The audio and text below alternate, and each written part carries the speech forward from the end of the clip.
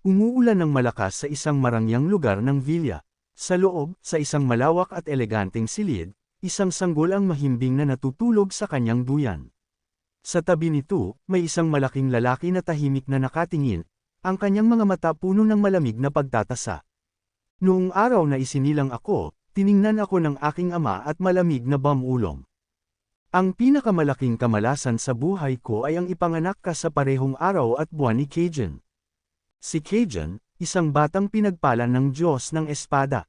May angking kagandahan at pambihirang talento. Isang hinirang, isang taong itinadhana para sa kadakilaan. Samantalang ako, sa malawak na silid, isang babae ang mahigpit na niyakap ang isang maliit at kaawa-awang sanggol. May lungkot sa kanyang tinig habang mahina niyang sinabi kung ikaw lang sana ay naging si Cajun. Hindi nagtagal, natutunan kong ang tanging nararamdaman ng aking mga magulang para sa akin ay pagkadismaya. Isinilang akong walang kanang braso, isang kapintasan na naging sumpa sa kanilang mga mata. Gabi-gabi, marahang bamulong ang aking ina sa aking tainga. Bakit hindi ka nalang mamatay, anak? At sa inosente kong puso, mahina kong isinagot paumanhin po, mama, pero ayaw ko pong mamatay.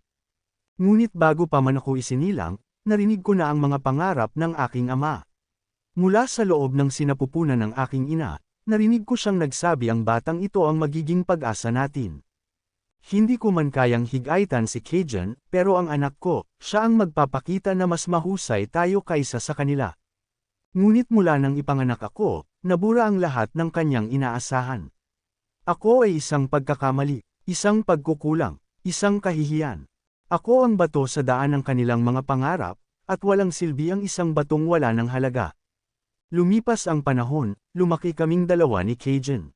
Isang araw, masayang binuksan ng babaeng alipin ang pinto at sabik na tinawag. Dumating na si Batang Panginoong Cajun. Halika rito, halika rito.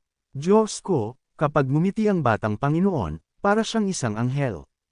Maliwanag ang kanyang mundo, puno ng saya at papuri. Samantalang ako, isang anino sa kanyang liwanag. Mula sa malayo, isang babae ang tahimik na nagmamasid. Isang buntong hininga ang bumagsak mula sa kanyang mga labi. Si Cajun marunong nang maglakad. Pagkatapos, dahan-dahan niyang ibinaling ang kanyang tingin sa akin, ang anak na kailanman ay hindi niya inasam. Bakit siya napakabagal noon? Malungkot na nagreklamo ang ina. Si Cajun ay marunong nang humawak ng espada. Ano ang ibig sabihin na ngayon mo lang natutunang maglakad? Noong natutunan kong humawak ng espada, may lungkot sa kanyang tinig. Si Cajun ay matagal nang bihasa sa paggamit ng mana at patuloy na hinahasa ang kanyang espada sa Samian Sword House. Diyos ko, kung ang anak ko lang sana'y naging tulad ni Cajun. At sa ganoong paraan, si Cajun ay naging taong sabay kong hinangaan at kinaiinggitan. Dumating ang taglamig na tila isang kisap mata. Sa gitna ng malupit na snowstorm, isang karwaheng hinihila ng kabayo ang dahan-daang naglalakbay sa madilim na lansangan. Sa loob ng karwahe, tahimik na nakaupo si Davon, nakayuko, may lungkot sa kanyang mga mata. Sa wakas, binasag niya ang katahimikan. Noong ako'y 7 taong gulang, kinuha ako upang maging isang retainer. Sa panlabas, ako'y kinikilala bilang kanang kamay ni Cajun, ang kanyang matapat na pinsan. Ngunit ang katotohanan, ipinagbili ako ng sarili kong mga magulang sa halagang 300,000 luden. Sa malamig na dalampasigan at malupit na bukirin, dumanas ako ng matinding pagpapahirap. Ang mga malulupit na tao ay tumatawa, pinapanood ang aking paghihirap, tila isang palabas na nagbibigay sa kanila ng aliw. Tingnan mo siya, ngayon lang ako nakakita ng isang taong mas kahabag-habag pa sa daga. Sa gitna ng nyebe at ulan, hinubera nila ako at itinali sa isang punong kahoy. At doon, si Cajun ang sarili kong pinsan. Ang tinuturing nilang hinirang, ang perpektong mandirigma.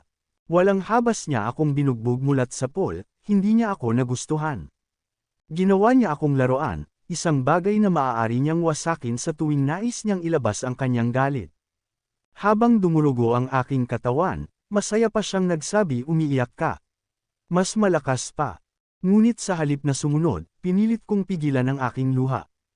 Hindi ako dapat umiyak, hindi ko siya bibigyan ng kasiyahan. Mas matindi pa sa sakit ang katotohanang, walang sinumang tumulong. Nakita ito ng mga matatanda. Alam nilang mali, ngunit tumalikod lang sila, tila ba wala silang nakikita dahil dito, walang hustisya.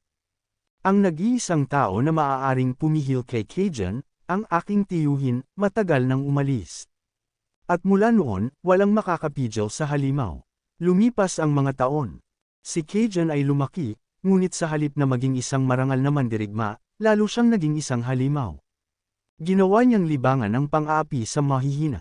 At sa bawat suntok niya, hinahangaan siya ng mga tao. Isang araw, sinabi niya, matapos kang matalo, tapos na ba ang laban at bago pa man makasagot ang kalaban? Sa isang iglap, pinatay niya ito. Tila ba wala lang? Tila ba isa lamang itong laro? Pagkatapos, itinuro niya ang kasunod ikaw naman. At sa isang iglap, itinuro niya ako. Ikaw, Davon. Kinagat ko ang tela na nakatali sa aking bibig.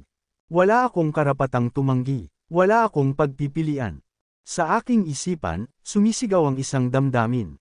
Naiinggit ako sa kanya. Naiinggit ako sa lakas niya.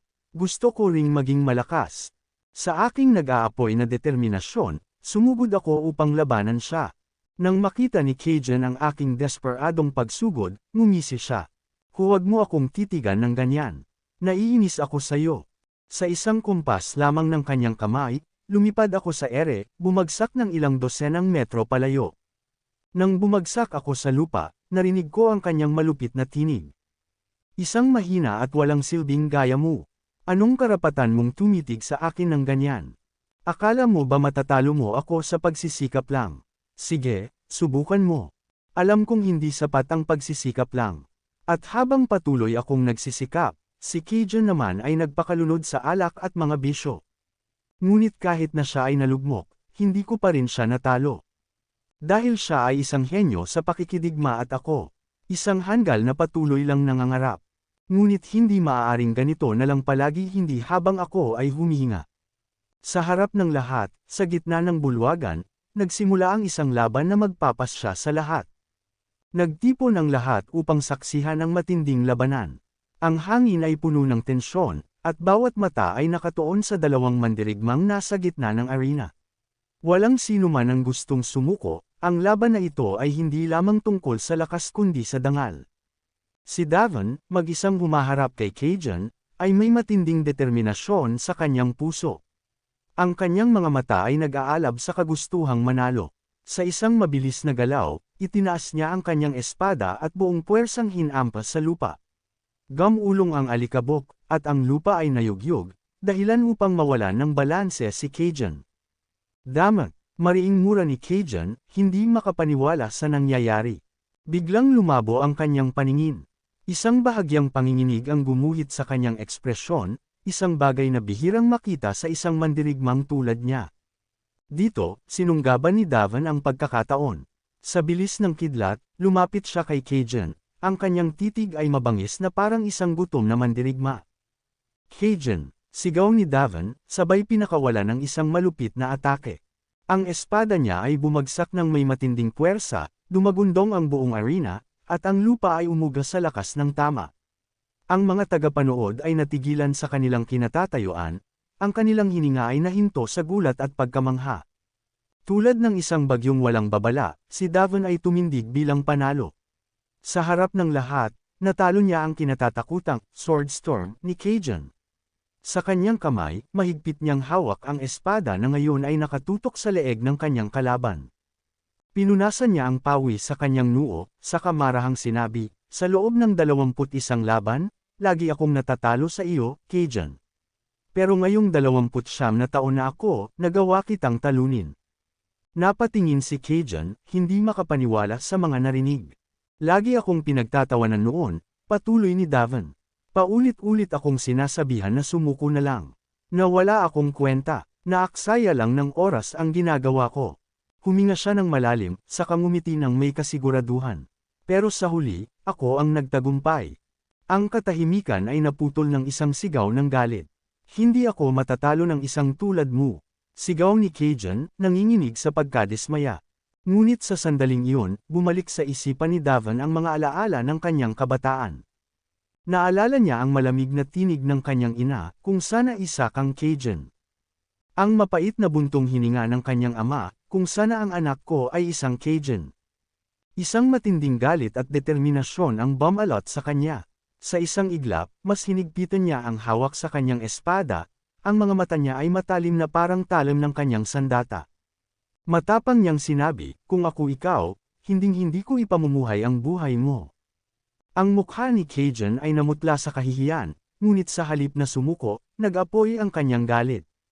Ikaw, bastardo, mura niya. Ngunit hindi natinag si Davon. Sa malamig at matatag na tinig, sinabi niya, kung ako ikaw, hindi ko aaksayahin ang aking buhay sa alak at droga. Mamumuhay ako ng may mas makabuluhang layunin. Natahimik ang buong arena. Sa sandaling iyon, hindi lang si Cajun ang natalo, kundi ang lahat ng mga nagsabing imposibleng magtagumpay si Davon. Matapos magsalita, agad siyang tumalikod at lumayo. Sa huli, nagtagumpay si Davon. Ngunit nang matapos ang lahat, isang kakaibang pakiramdam ang bumalot kay Davon, isang bagay ang hindi tama. Sa isang iglap, isang matalim na kirot ang sumiklab sa kanyang likuran. Kasabay nito, naramdaman niya ang unti-unting paglamig ng kanyang katawan. Napangiti siya ng mapait. Mula sa likod, isang pamilyar na tinig ang umalangaw-ngaw. Hindi mo ba talaga inakala, Davon? Si Cajun, ang traidor, ang duwag. Napuno ng gulat at takot ang mga mata ng mga nakasaksi. Nagbulungan ang mga tao. Anong nangyayari? Si Cajun palihim niyang sinaksak si Davon. Sa kabila ng matinding sakit, nanatiling kalmado si Davon. Malamig ang kanyang titig nang lingunin niya ang kanyang pinsan. Hanggang sa huling sandali, isa ka pa ring duwag, Cajun. Nang marinig ito, nang inig si Cajun. Ang kanyang mga mata ay puno ng kaba, at ang kanyang mga kamay ay bahagyang nandoto. Para bang kahit pa siya ang nagwagi, may isang bagay na hindi niya maunawaan. Samantala, ang hapdi sa sugat ni Davon ay tila apoy ng impyerno na damadarang sa kanyang laman. Alam niyang wala na siyang pag-asang mabuhay. Sa huling sandali, mahina niyang bamulong sa sarili na talo ko si Cajun, ngunit ito na rin ang aking katapusan. Ang espada ng araw, ang banal na sandata ng angkan ng Samiyan, ang armas na lumulupig sa mga demonyo. Ngunit kahit lumitaw pa ang santo ng langit, hindi na niya malalampasan ang sugat na ito. Sa huling sandali, tumawa siya ng mahina habang buhay kang kikilalaning talunan, Cajun. Pagkasabi nito, pumikit siya at bumagsak sa lupa. Sa isang malamig at madilim na silid sa ilalim ng lupa, unti-unting nagkamalay si Davon. Agad niyang naramdaman ang bigat ng mga kadena na mahigpit na nakagapos sa kanyang katawan. Ang malamig na bakal ay sumiksik sa kanyang balat, at ang kanyang hininga ay mabigat. Impyerno ba ito? Bulong niya sa sarili ngunit bago pa siya makapag-isip pa, isang malakas at malamig na tinig ang umalingaw-ngaw sa silid. Impyerno, tumawa ang isang lalaking nasa anino. Swerte mo pa nga, bata. Mula sa dilim, lumitaw ang isang matipunong lalaki. Ang kanyang presensya ay parang isang halimaw na nagbabantang lumamon ng sinumang nasa harapan niya. Sinong mag-aakala na ang milagrosong santo ay nasa Rhea mismo? Napatigil si Davon Santo. Ngumiti ang lalaki, tila naglalaro lamang. Oo, isang Diyosa ang gumamot sa sugat mo gamit ang kanyang banal na kapangyarihan. Mabilis na umikot ang isipan ni Davon. Buhay pa pala ako, pero halos wasak na ang katawan ko. Ang nagagawa lang ng katawan ko ngayon ay huminga. Sabihin mo, nakapirma ka ba ng kontrata sa Diablo? Nagulat si Davon sa tanong. Anong ibig mong sabihin? Napangisi ang lalaki. Bakit parang nagulat ka? Alam mo bang tanging sa pamamagitan lamang ng isang kasunduan sa Diablo maaaring matalo ng isang talunan ang isang tulad ni Cajun? Tinitigan siya ng lalaki na parang ina-erect ang kanyang kaluluwa. Maging ang iyong mga magulang ay umamin na. Bakit mo pa ito ikinakaila?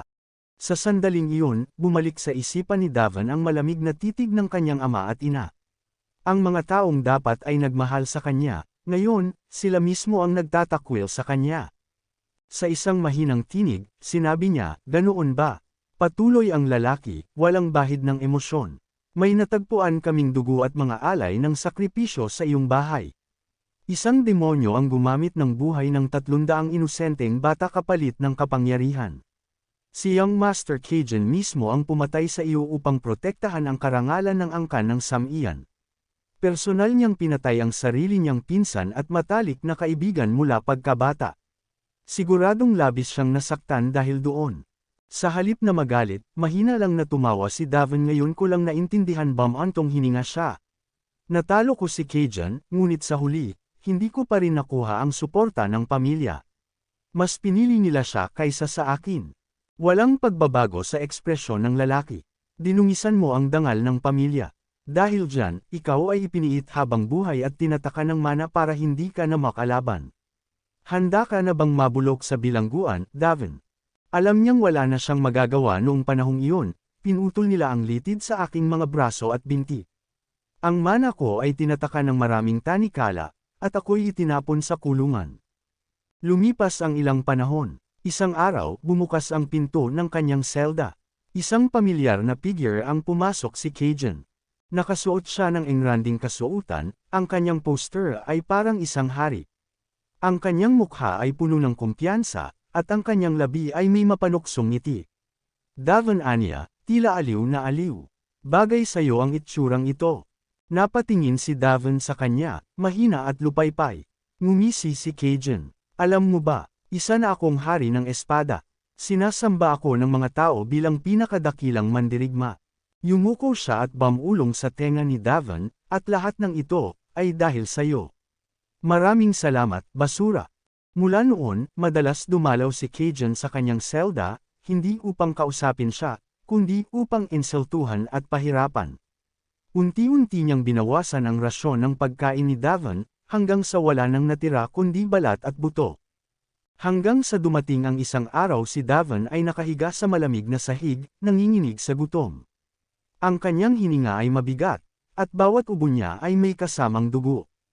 Sa kanyang kamay, unti-unting bumagsak ang pulang likido, kumakalat sa sahig.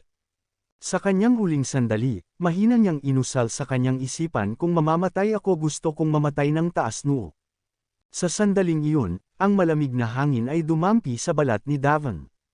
Ramdam niya ang pagyayelo ng kanyang dugo habang dahan-daang nawawala ang kanyang hininga. Sa AR, si Rina ay nakatayo sa dikalayuan, walang emosyon, napakalamig ng kanyang tingin. Naisip ni Davin, ganito ba nagtatapos ang lahat? Ang kanyang katawan ay nanghihina, unti-unting ibigay. Naisip niya ang kanyang nakaraan, ang lahat ng kanyang pagkukulang, at ang kawalan ng katarungan sa kanyang buhay. Kung hindi lang ako nawala ng isang braso, magiging iba ba ang buhay ko kung isa lamang akong kinikilalang anak? Kung ako ay isang batang pinagpala ng Diyos ng espada, magiging iba ba ang aking kapalaran? Habang lumalabo ang kanyang paningin, mahina niyang ibinulong, isang desperadong pagsusumamo ayokong mamatay, gusto kong mabuhay. Ngunit ang kanyang boses ay nilamon ng katahimikan. Ang kanyang katawan ay bumagsak sa lupa, at ang madilim na gabi ay bumalot sa kanya.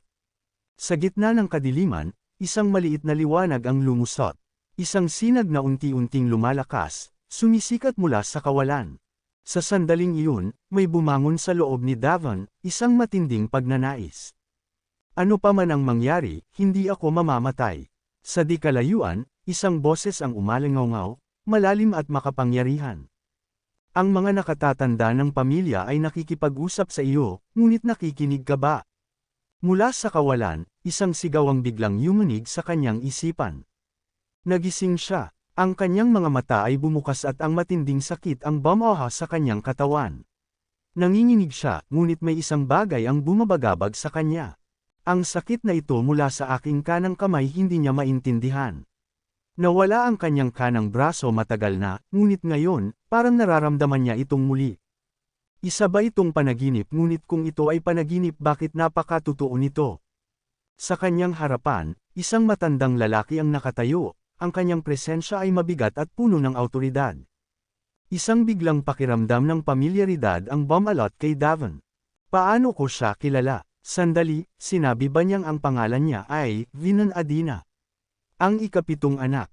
Sunod-sunod na bumahaw ang mga alaala sa kanyang isipan, mga hindi niya maalala noon, ngunit ngayon ay malinaw na malinaw. Ngunit kakaiba ito, hindi ito isang bangungot, ang hangin ay sariwa, walang amoy ng bulok at kadiliman ng kanyang dating kulungan. Ang pangarap ko magkaroon ng isang kanang braso. Isa ba itong biyaya na ibinigay sa akin bago ako mamatay? Biglang sumabog ang isang galit na boses mula sa kanyang harapan. Isang lalaking may blondeng buhok ang tumitig sa kanya nang may matinding galit. Ikaw. Paano mo ako kayang baliwalain? Sa gitna ng pagkalito, ramdam ni Venan ang daloy ng mana sa paligid. Mabilis niyang napansin ang banayad na paggalaw ng kanyang kalaban, isang babala na sinusubukan nitong gamitin ang mana upang pahirapan siya. Alam niyang kailangang kumilos bago mahuli ang lahat. Sa isang iglap, inabot niya ang braso ng kalaban at, gamit ang buong lakas, isang malakas na suntok ang damapo sa katawan nito. Tumilapon ang lalaki, ang kanyang blondeng buhok ay kumalat sa hangin habang bumagsak siya sa lupa.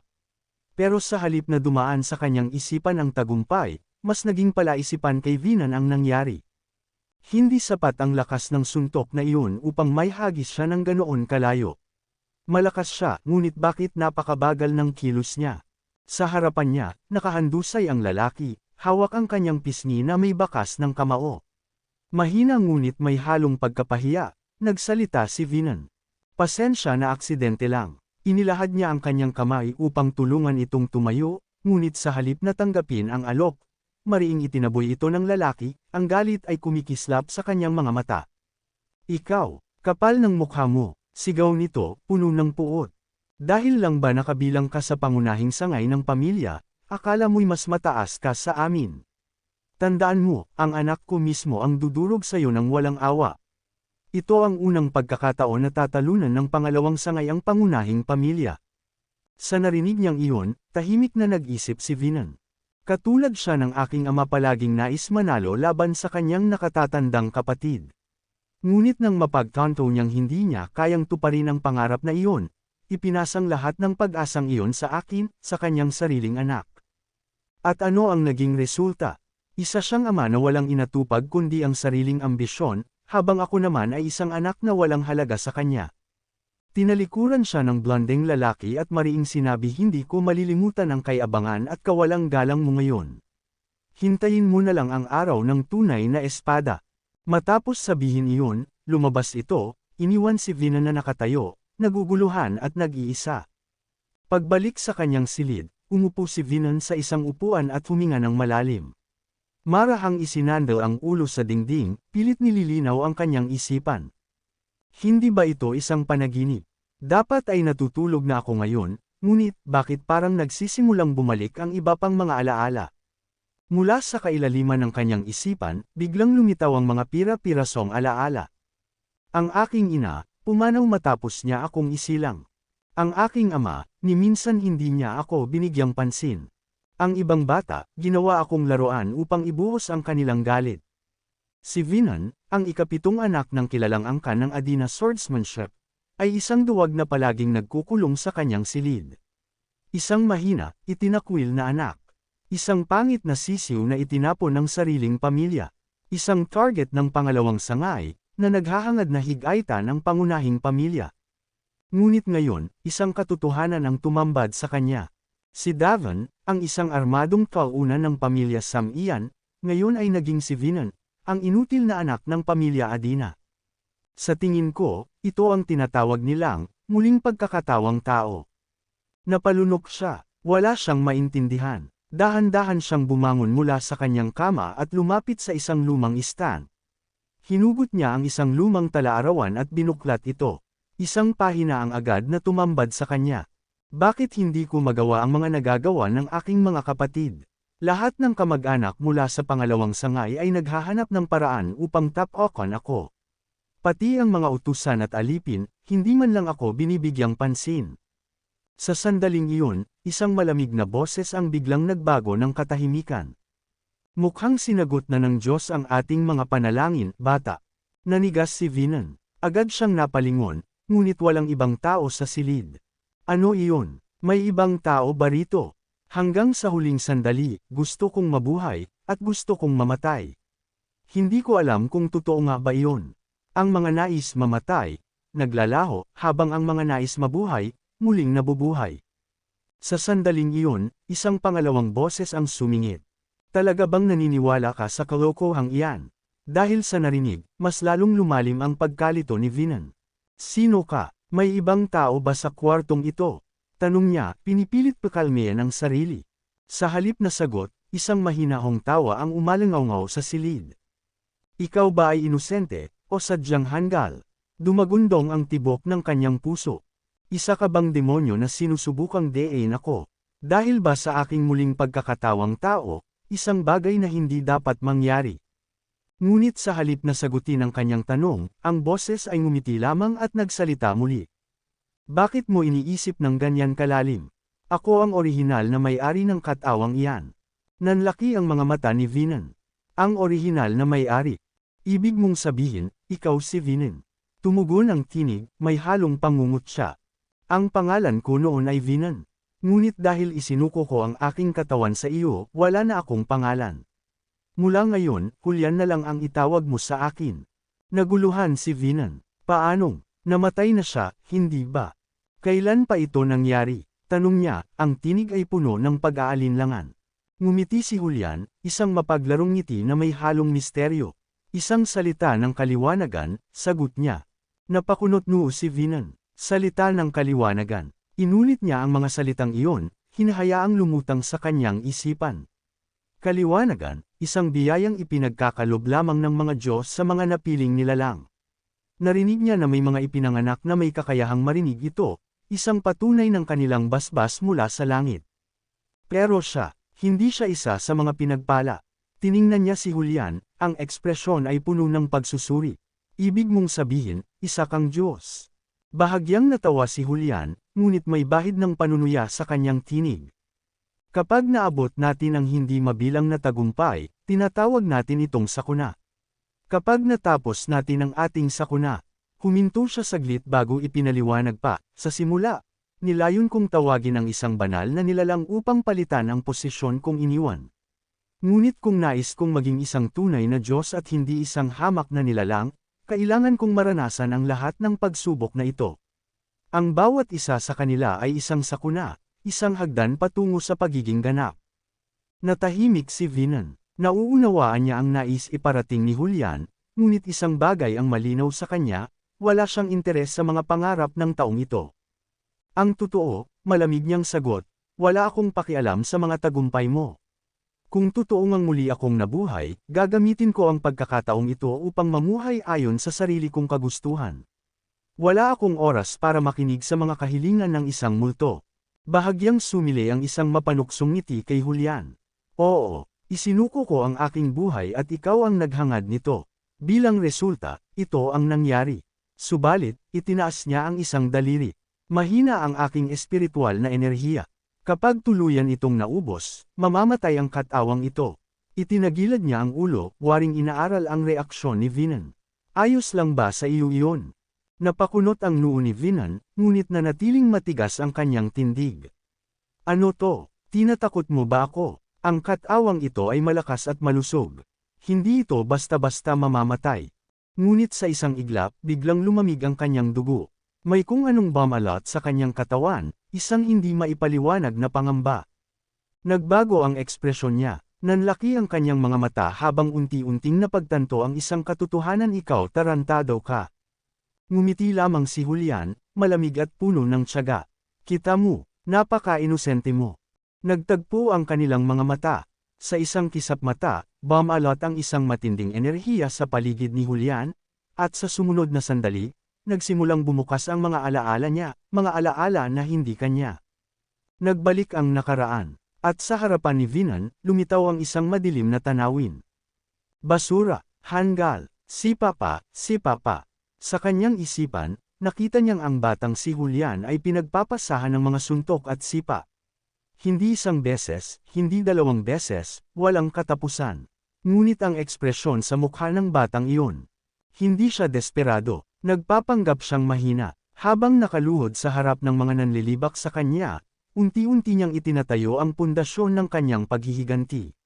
Napasinghap si Vinan. Talaga bang iniisip ito ng isang 13 taong gulang? Anong klaseng mundo ang pinasukan ko? Tumingin si Julian sa kanya, ang tingin ay puno ng kumpiyansa. Paano? Ang galing ng pag-arte ko, di ba? Ipinilig niya ang ulo, tila natutuwa sa reaksyon ni Vinan. Kinailangan kong magpanggap, upang makatakas sa pagbabantay ng aking pamilya. Ang mga paksa na nais kong pag-aralan ay hindi para sa isang hamak na mortal. Ang mga ito ay kaalaman ng mga apostol. Nagpatuloy siya, ang tinig ay mas malalim at mas makahulugan. Ngayon, gusto mo bang itanong kung may magiging masamang epekto ito sa iyo? Sige, sabihin mo sa akin, alam mo ba kung sino sina dakilang demonyo Davan at bayaning Hari Cajun? At sa narinig na mga pangalan, nanlaki ang mga mata ni Vinan.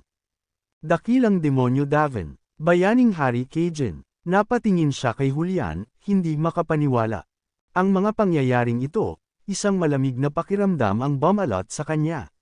Nangyari ito, 500 taon na ang nakalipas. Ngumiti si Julian. Oo, ang isang armadong mandirigma na si Davan ay nakatakas mula sa bilangguan ng saway dahil sa kanyang kasunduan sa isang demonyo. Pumatay siya ng libu-libong tao upang lumakas. Ayon sa kasaysayan, mahigit 10,000 katao ang kanyang pinatay. Kaya siya nakilala bilang dakilang demonyo. Nanginginig na lumunok si Vinan. 500 taon hindi ito makatuwiran. Pero gaano ba karaming tao ang may pangalang Davan at Cajun? Nagtuloy si Julian habang si Vinan ay napakunot noo sa pagkalito. Pareho tayong may dugong samian, hindi ba? Nang marinig ito, lalong lumalim ang pag-iisip ni Vinan. Namuhay ako 500 taon na ang nakalipas, at namatay sa bilangguan, tama. Inabandona ng pamilya Samian ang lalaking may isang braso at pinili ang espada. Nang mamatay siyang nag-iisa, ang tagapangalaga ng espada ay naging hari ng espada. Pero binago nila ang kasaysayan, ngayon, pinapalabas nilang may mga dakilang demonyo at magiting na mga hari. Gumagawa sila ng mga kasinungalingang kasaysayan. Mahigpit niyang inusal, ang kapal ng mukha ng pamilya Samian. Nakita ni Julian ang galit sa mga mata ni Vinan at may kaunting ngiting mapang-asar siyang sumagot. Ang magiting na haring Cajun, ay isang kaibigan na mahal ang dakilang demonyong si Davan. Hindi ba yun masyadong romantiko? Galit na sumigaw si Vinan, tigilan mo yang kabaliwan. Napataas ang kilay ni Julian sa reaksyon nito. Bakit ka nagagalit? Dahil binago ang kasaysayan. Tumingin siya ng diretso kay Vinan at nagtanong muli, galing ka ba sa panahong iyon? Tahimik na tumanggo si Vinan. Oo, napangisi si Julian.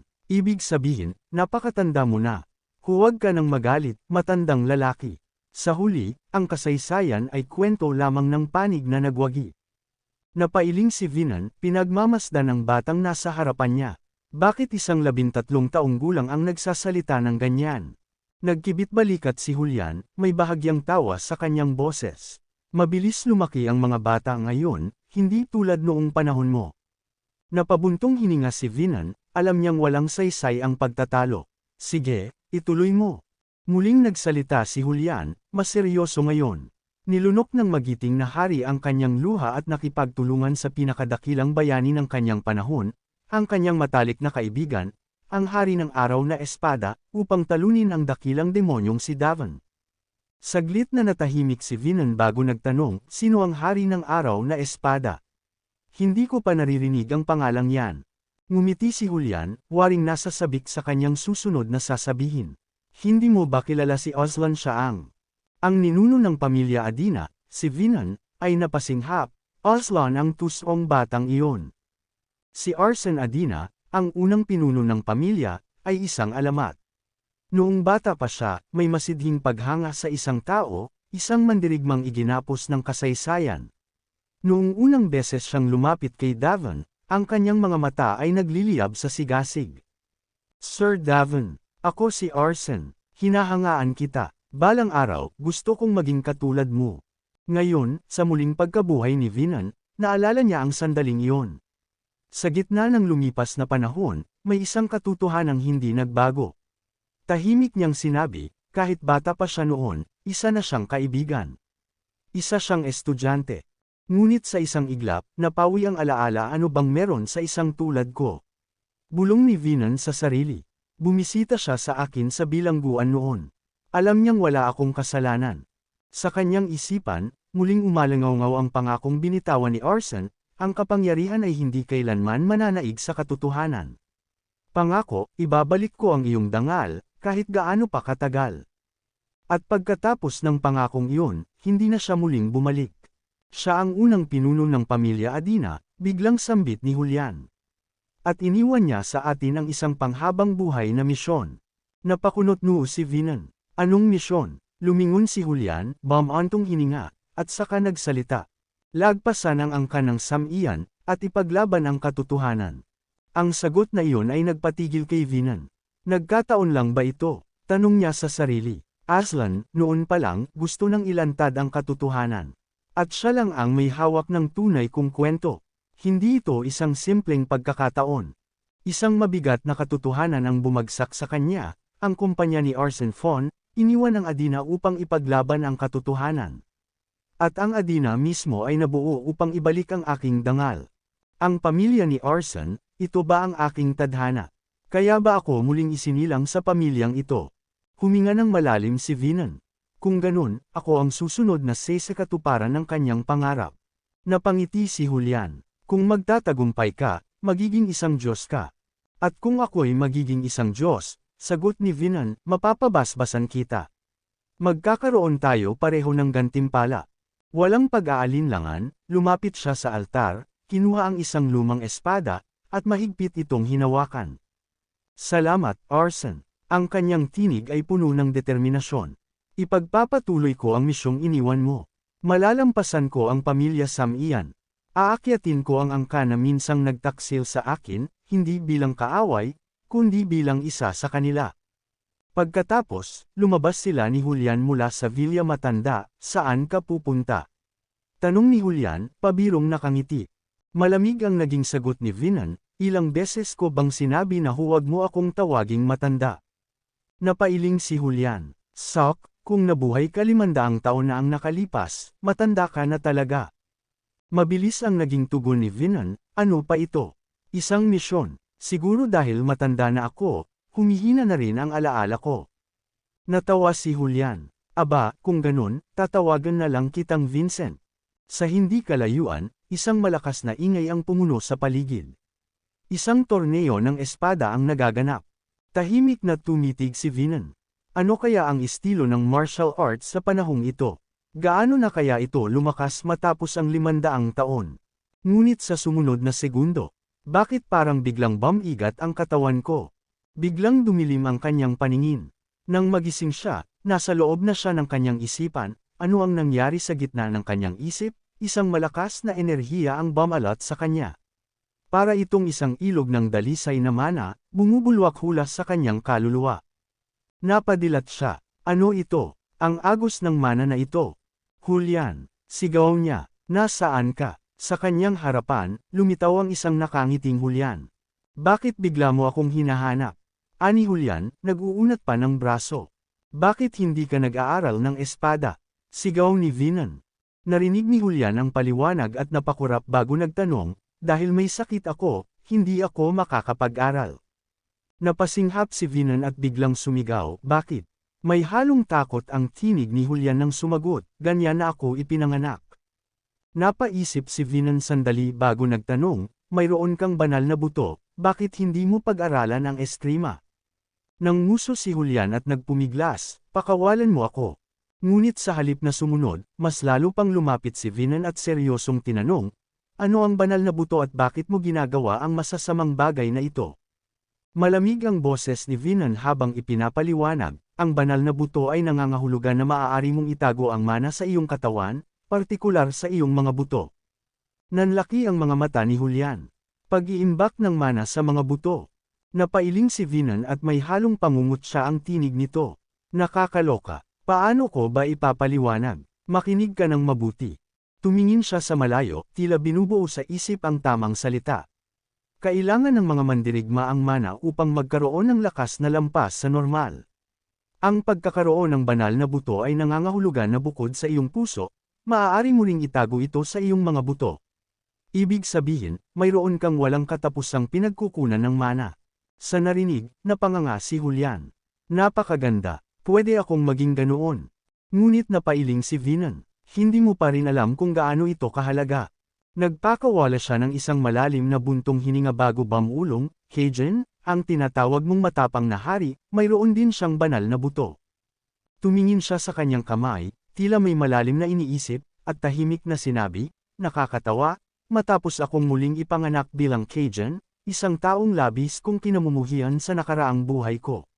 Ngunit ang mundong ito, 500 taon nang lumipas, ay isang kakaibang lugar kumpara sa alam ko noon. Naguguluhan pa rin, sinubukan ni Julian intindihin ang lahat. Sige, makinig ka, hindi ko maikonekta ang simbolo sa puso. Napakunot ang noo ni Vinan. Ano ang simbolo? Walang magawa si Julian kundi idiniin ang ulo sa unan, saka napabulalas. Ano ang kahulugan ng ganyang reaksyon? Kailan pa ako kailangang magpaliwanag ng ganitong bagay? Sa wakas, ipinaliwanag niya, ang simbolo ay isang uri ng imahe na kumakatawan sa iyong mana. Ngunit tila lalo lang naguluhan si Vinan at galit na sumigaw, hindi ba nakaimbak ang mana sa puso? Paano naman ang paraan ng pagmumuni-muni? Napabuntong hininga si Julian. Anong paraan ng pagmumuni-muni ang tinutukoy mo? Nag-isip saglit si Vinan bago nagtanong muli, paano magmuni-muni? Sa wakas, sinabi ni Julian, si Fawn, ang unang taong may kakayahang magdaloy ng napakaraming mana sa kanyang puso, ang nagpasimula nito. Noong nakaraan, iniimbak natin ang mana sa mga simbolo at tinatawag itong mga bituin. Ang dami ng bituin ay kumakatawan sa lakas ng isang tao. Napailing siya at nagpatuloy, matagal na simula nang ginamit ng mga tao ang kanilang katawan upang mag-imbak ng mana. Hindi ko inaasahan na may natitira pang nakikinig sa ganitong paraan. Napabuntong hininga si Vinan. Hindi ako makapaniwala. Kaya pala, ang bawat tao sa pamilya ay kailangang magkaroon ng kahit isang simbolo. Tumingin siya sa kawalan, mistulang may malalim na iniisip. Ang pagkonekta sa simbolo at pagdama sa mana ay ang unang kondisyon upang makamit ang isang bituin. Sumeryoso ang mukha niya, parang ang paraan ng pag-iimbak ng mana sa simbolo ay upang maiwasan ang panganib na dulot ng pag-iimbak nito sa puso. Lumingon siya kay Julian at may bahagyang lungkot sa kanyang tinig. Sa nakaraan, maraming tao ang naligay sa panganib dahil sa pamamaraang iyon. Kapag sumabog ito, magiging napakalubhan ng epekto. Ngunit biglang humigpit ang hawak ni Vinan sa kanyang espada, tila tanda ng matibay na determinasyon. Natarante si Julian at mabilis na pinigilan siya, hintay. Hintay, tigil na, iniipon mo ba ang mana sa iyong puso? Ngumisi si Vinan at nagpatuloy, huwag kang mag-alala, malusog ang puso ko. Kung gusto mong maging mas malakas, dapat mong harapin ang hamon. Tahimik siyang bamulong, ginamit na ni Davan ang pamamaraang ito upang maging malakas. Mabilis na tinutulan siya ni Julian, sandali. Bakit mo hinayaan ang mana na kumalat kung saan-saan? Mali ang pagkakasunod-sunod. Napalingon si Vinan, halatang naiinis. Ang ingay mo, may iba pa bang paraan? Tumango si Julian. Siyempre, hindi mo ba alam? May tamang formula para sa paggamit ng mana. Napakurap si Vinan at tila nag-alinlangan, sinusubukan ko lang alalahanin. Napaseryoso si Julian. Maraming tao na ang nabigo. Ang enerhiyang mahika ay maaaring magbago at sumabog. Nanlaki ang mata niya, tila natatakot sa sariling iniisip. Ibig sabihin, patay na siya. Napangisi si Vinan, ngunit may lungkot sa kanyang mga mata. Sa madaling sabi, parang kalahati na lang ng buhay niya ang natitira. Mukhang maganda ba iyon? Ang katawang ito ay hindi sa iyo, kaya't mangyaring ipakita mo ang respeto na nararapat. Napahiga si Vinan sa kanyang kama at ngumisi. Okay. Ano ba talaga ang pinahahalagahan mo? Ngunit bakit mo ginawa iyon sa katawan na ito? Nagulantang si Julian sa narinig, napamulagat ang kanyang mga mata. Itinaas ni Vinan ang kanyang kamay at mahinahong nagsalita, hindi naman masama ang anyo niya. Malusog ang puso niya. Ngunit sa sandaling maging bahagi ka ng pamilya Simon, hindi ka na maaaring magtagumpay. Ang simbolo ay isang mahalagang susi sa paglikom ng mana, ngunit hindi yun sapat. Kailangan mo rin mismo ng mana. At sa hirap ng nakalipas na 30 taon, wala nang nakakakita nito. Sa huli, mamamatay ang katawan ni Vin Adina bago pa ito maging ganap na adulto. Sa labas ng kastilyo, bumagsak na ang gabi. Sa ilalim ng malamlam na liwanag ng buwan, tahimik na nagbuntong hininga si Vinan. Ang pagmumuni-muni ay makakatulong upang maiwasan ang maraming bagay, ngunit may hangganan din ito. 10 taon, siguro iyon na lang ang natitira. 10 taon, sapat na iyon. Sapat upang maging hari ng espada. At si Duan, siya ay babalik mag-isa. Muli niyang naalala ang madilim na nakaraan. Noong panahong si Davan ay nakakulong, dahan-dahan siyang namatay sa gutom. Isang malungkot at trahedyang buhay, ngunit ang mga taong iyon ay tunay na isang bangungot.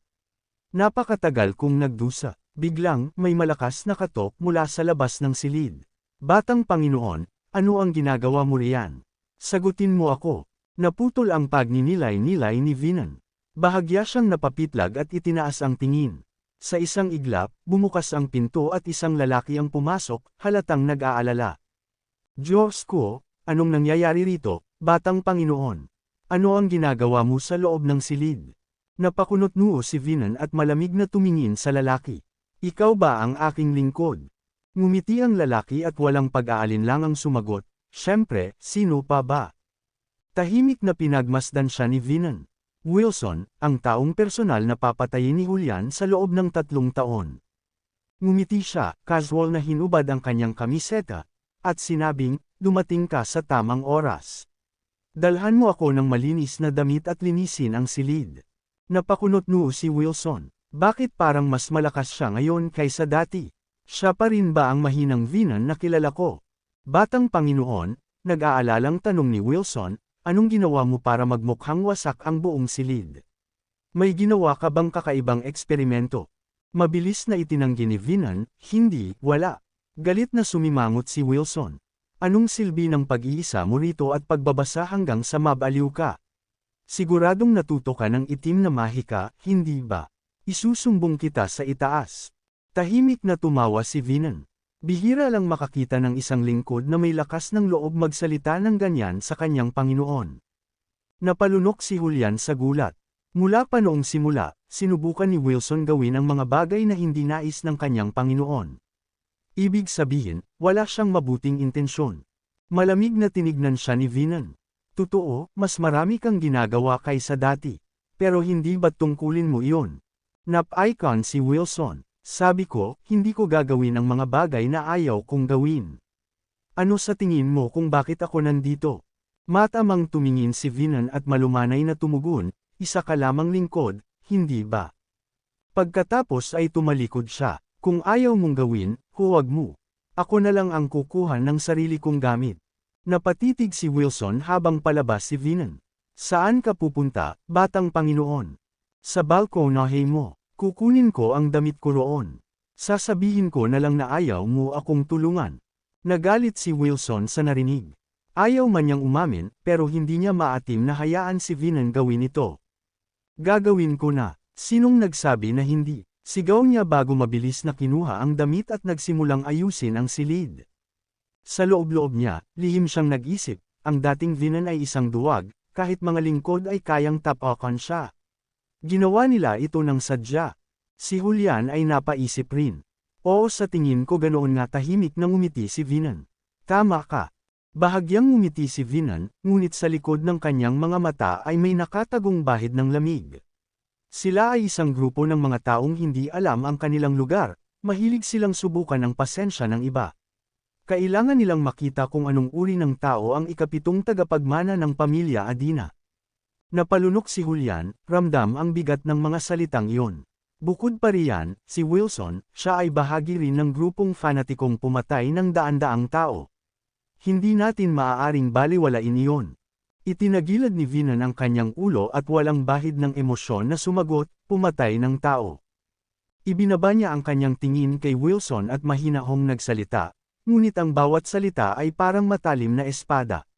Makinig kang mabuti. Ang isang mamamatay tao ay may kakaibang enerhiya, isang halimuyak ng dugo na hindi basta nawawala. Ngunit hindi ko yun nararamdaman sa kanya. Matalim niyang sinuri si Wilson bago idugtong, sa mata ko, isa lang siyang duwag. Napangiti si Julian, na may bahid ng interes sa kanyang tingin. Nakakatuwa, hindi ba't ikaw rin ay ganoong klaseng tao? Kung hindi, paano mo ito nauunawaan ng ganoon kalinaw? Malamig na ngumiti si Vinan. Dahil naranasan ko na ang buhay na iyon. Pinagmamasdan siya ni Julian at lihim na nag-isip, ano ang nangyayari sa kanya? Posible kayang nakatawag ako ng isang bagay na mas nakakatakot pa sa haring demonyo.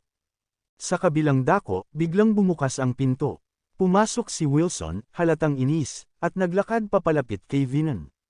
Ginoo, natapos ko ng labhan ang iyong mga damit kahapon.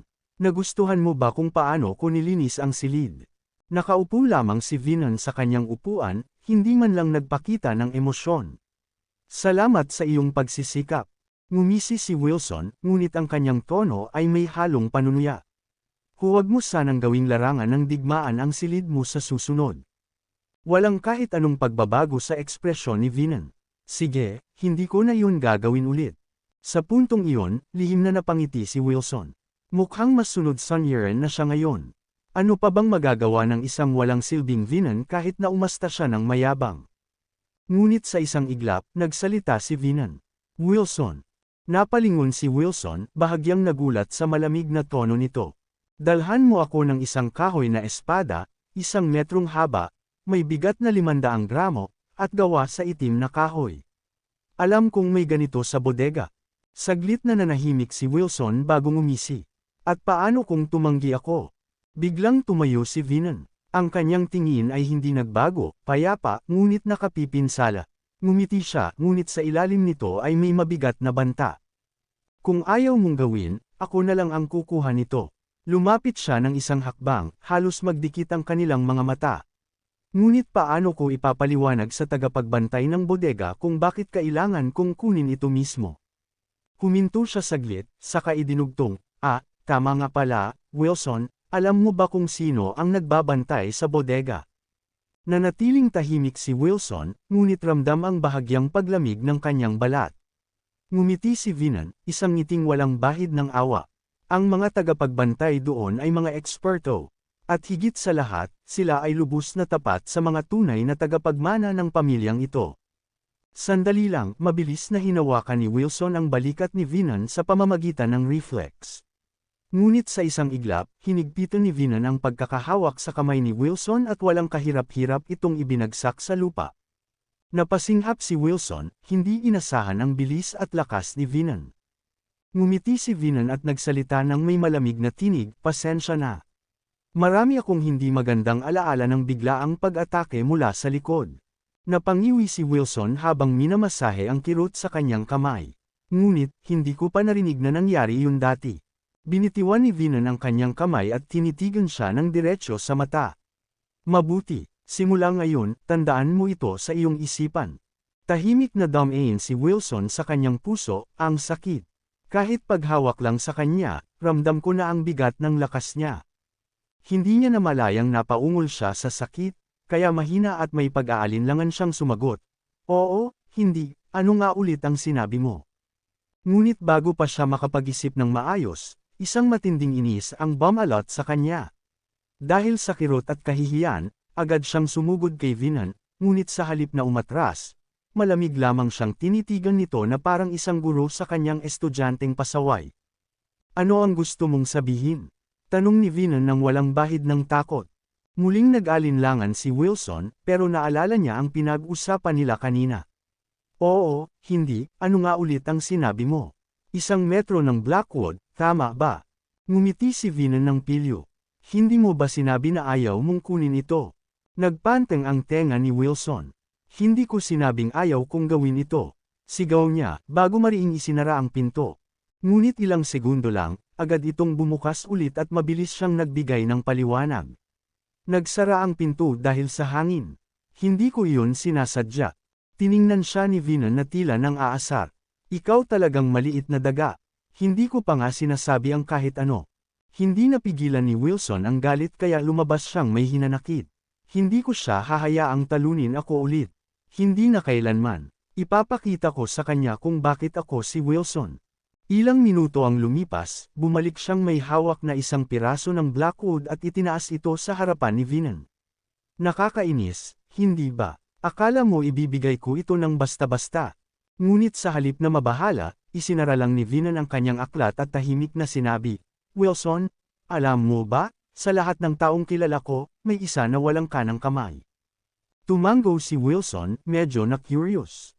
Oo, nagpatuloy si Vinan. Dahil wala siyang kanang kamay, napakahirap ng kanyang buhay.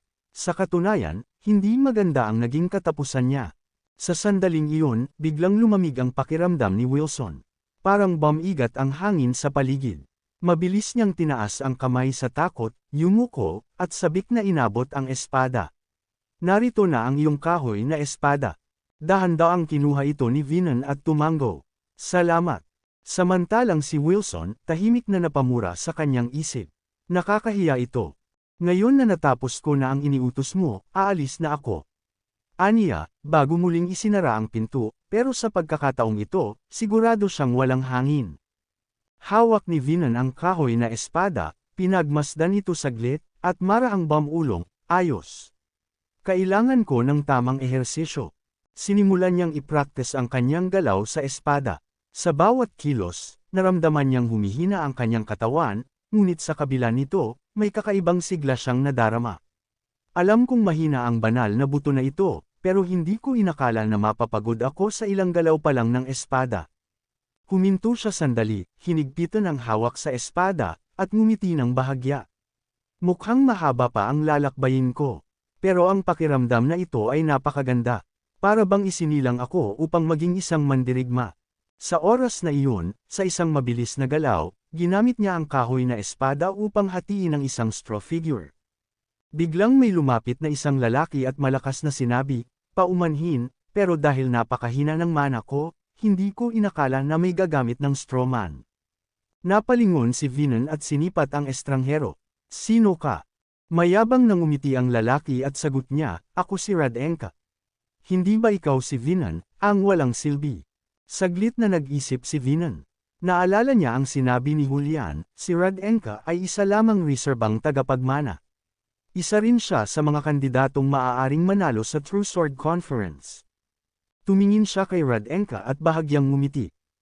Kaya siya ang anak niya. Kasabay nito, lumapit ng may galit si Radenka, halatang handa ng umamba ng suntok. Napansin ito ni Julian mula sa di kalayuan, kaya mabilis niyang binalaan siya ni Julian, maging maingat ka. Siya ang itinuring na binhi mula sa reserbang tagapagmana, ang may pinakamahusay na kakayahan sa lahat ng 13 taong gulang sa pamilya Adina.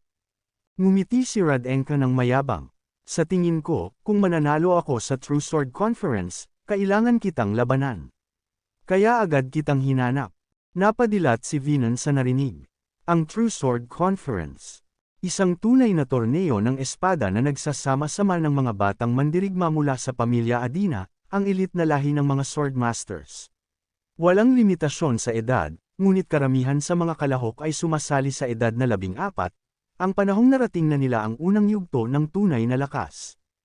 Ang mananalo sa True Sword Conference para sa jungle ay magkakaroon ng pribilehiyong hamunin ang opisyal na tagapagmana ng pamilya Adina na kapareho niya ng edad. At sino ang opisyal na tagapagmana? Si Vinan ang tinaguriang, walang silbi, ang sinasabing pinakamahinang opisyal na tagapagmana sa kasaysayan ng Adina clan. Nang makita ni Radenka na hindi kaagad tumugon si Vinan, isang malupit na ngiti ang lumitaw sa kanyang labi. Hindi ka makakatakas sa akin dahil natatakot ka, hindi ba? Sigaw niya nang may pangungutya. Sa True Sword Conference, hindi ito magtatapos sa isang kahoy na espada. Ngunit hindi natinag si Vinan. Sa halip, tahimik niyang hinawakan ang kanyang espada at malamig na sumagot. Paano matatakot ang isang tunay na mandirigma sa mga espada? Tumaas ang kilay ni Radenka. Mukhang magaling kang magsalita, bilang isang opisyal na tagapagmana. Ngunit sa halip na magpatinag, sinagot siya ni Vinan ng sarkastiko, ikaw. Napahinto siya saglit. Ano ba itong nangyayari? Bakit ba ako sumasabay sa kanyang pang-aasar? Nag-init ang kanyang dugo. Paano niya nagagawang hamakin ang sarili niyang kamag-anak na nagsasanay ng buong puso? Napakabastos niya. Si Davon, na may isang kamay lamang, ay nirerespeto ang disiplina ng espada. Kahit si Kajan, na kilalang mayabang, ay marunong gumalang sa mga kapwa mandirigma. Huminga ng malalim si Vinan, saka nagsalita ng may matatag na tinig, ang pagsira sa straw scarecrow ng iba ay isang kahihiyan para sa lahat ng mga dalubhasang mandirigma. Dapat mong ikahiya ang sarili mo. Isang patak ng katahimikan ang bumagsak sa pagitan nila. Sumimangot si Radenka. Ano, wala kang karapatang sabihin yan sa akin. Ngumiti si Vinan ng bahagya. Ang titig niya ay malamig at punong-puno ng kumpiyansa. Sa tingin ko, itinuro ng iyong ama, na isa ring reserbang tagapagmana, kung paano umasta ng ganyan. Dahil sa pahayag na ito, nagdilim ang mukha ni Radenka. Pumula ang kanyang mga mata sa galit, at sa isang iglap, Itinutok niya ang kanyang kahoy na espada sa mukha ni Vinan. Ikaw! Galit niyang sigaw. Paano mo nagagawang insultuhan ang aking ama? Nagpasya na ako.